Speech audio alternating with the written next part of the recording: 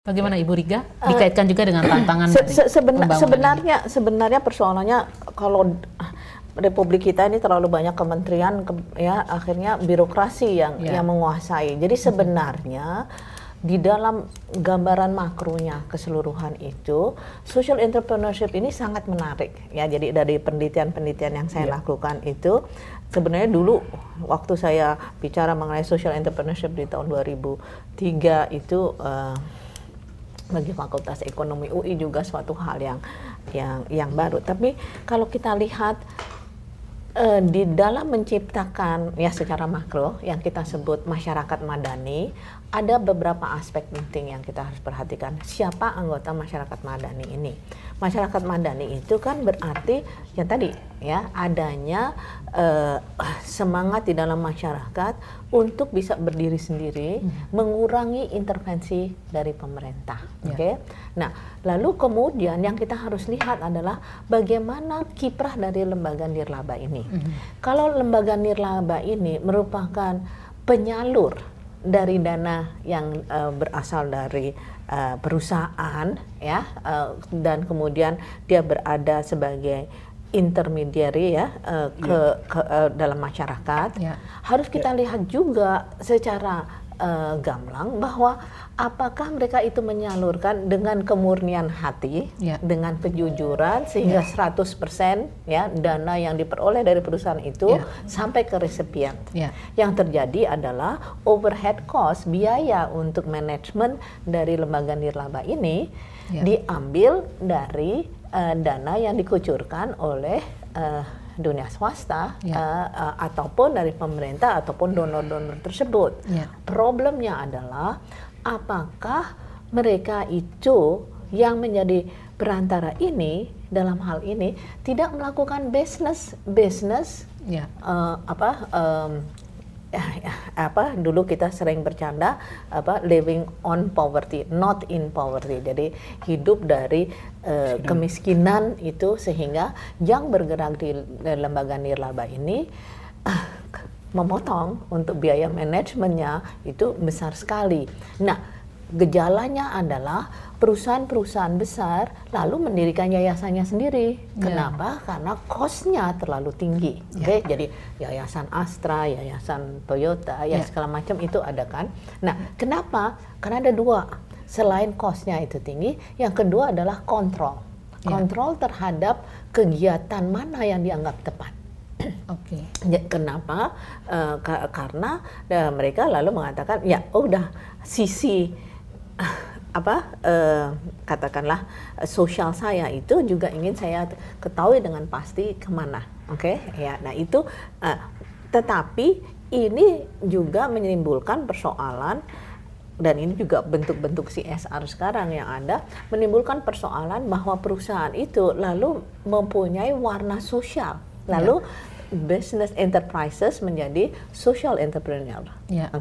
Karena dia mendirikan yayasan itu, di mana yayasannya mengelola dana yang ada, sebagai revolving funds. Dan ini para pembisnis memahami itu. Nah, sekarang kita lihat lembaga-lembaga nirlaba ini kan, mereka kan perlu juga mengatakan saya juga bisa sustain, saya juga harus bisa berdiri. Dari mana? Inovasi harus dilakukan. Inovasi dalam artian dia bisa menjadi leader dari pembangunan masyarakat. Jadi menarik masyarakat bersamanya dan kemudian menjadi suatu kekuatan creating, menciptakan kemitraan di dalam bisnis sehingga ada warna entrepreneurnya di situ. Di lain pihak dia juga perlu menciptakan bahwa total management cost-nya itu keseluruhan management cost itu bisa dia cover, tutupi dari kegiatan-kegiatan yang sifatnya entrepreneurial, enterprising. Karena jasa kan juga suatu bisnis. Nah, sekarang dia harus jelas dong, jangan mengatakan oh saya ini malaikat. Enggak, sebenarnya you berbisnis kan. Lalu mengatakan ini consulting fee-nya menjadi segini. Menarik sekali yang disampaikan Ibu Riga. Digarisbawahi di sini panggilan bagi para organisasi nirlaba untuk berinovasi. Tujuannya apa? Antara lain untuk meningkatkan kredibilitas mereka yang mungkin sampai saat ini masih dilihat sebelah mata karena ada isu tadi pengendalian dalam penggunaan dana dan sejauh mana dana yang dikucurkan dari sektor swasta atau juga bisa dari sektor pemerintah ya, itu efektif sampai kepada sasaran akhir benefisiar gitu ya. Pak Bastian, bagaimana? Mungkin Bapak bisa kaitkan dengan pengalaman di Pupuk sebagai salah satu organisasi nirlaba. Cukup menarik Bu. Jadi contoh di Provinsi Jawa Barat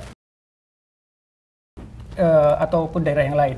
Jadi ada dana untuk pembangunan, baik itu dari APBD, APBN, kemudian swasta maupun BUMN, CSR, PKBL, dan dana yang lainnya dari donor dalam maupun luar negeri. Ini tidak ada yang tahu Bu, berapa besar perputaran di satu daerah, saya katakan satu kabupaten. Kemudian dari perputaran ini dikemanakan, beneficiarinya siapa saja, sektornya di mana saja. Pemerintah pun, baik kota, provinsi itu tidak tahu, apalagi kalau bicara nasional, berapa yang berputar. Nah, untuk itu proses-proses atau mekanisme perencanaan, kemudian monitoring evaluasi terhadap penggunaan dana-dana dilakukan oleh atau dirunningkan oleh lembaga social entrepreneur tadi, saya kira itu mekanisme yang tepat. Jadi, nah, siapa yang melakukan monitoring tadi? Apakah kalau kita lihat secara parsial, perusahaan A dia punya yayasan implementasi sendiri, ternyata ada overlap atau tumpang tindih dengan program-program dari pemerintah. Itu sering terjadi.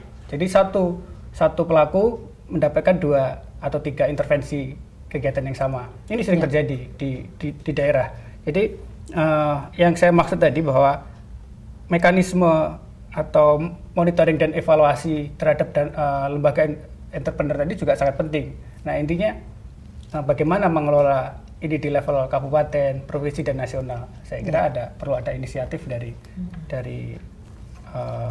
pemerintah pusat. Tapi ini tidak krusial. Saya catat peran pemerintah sebenarnya tidak krusial. Kalaupun saya katakan ini tidak krusial, faktanya sekarang sudah berjalan. Tinggal bagaimana sih kalau kita mau akselerasi, ekspansi, dan sasarannya tepat untuk kesejahteraan komunitas tadi. Kalau itu tidak krusial, lalu apa yang krusial? Enggak, maksud saya peran pemerintah itu sekarang tidak krusial. Tapi sekarang belum krusial maksudnya? Iya, belum krusial karena ini sudah berjalan. Gitu. Baik. Artinya kalau mau memperbaiki akselerasi dan melihat ketepatan dari program ini lebih baik lagi, ya saya kira perlu peran pemerintah yang strategis. Tapi sebenarnya ada satu hal yang sangat menarik, karena di dalam keterbatasan dana APBN ya atau dana pemerintah Pemda pun, maka sekarang kita melihat lembaga-lembaga pendidikan seperti universitas itu menjadi lembaga yang didorong oleh pemerintah untuk melakukan social entrepreneurship. Baik. Kita garis bawahi bagian ini. Pertama, pemerintah ditantang untuk bagaimana memfasilitasi proses kewirausahaan sosial yang dilakukan oleh organisasi nirlaba. Dan yang kedua, peran universitas. Bagaimana peran universitas dalam rangka kewirausahaan sosial dan pembangunan komunitas. Kita akan jeda sejenak setelah tayangan yang berikut ini. Terima kasih.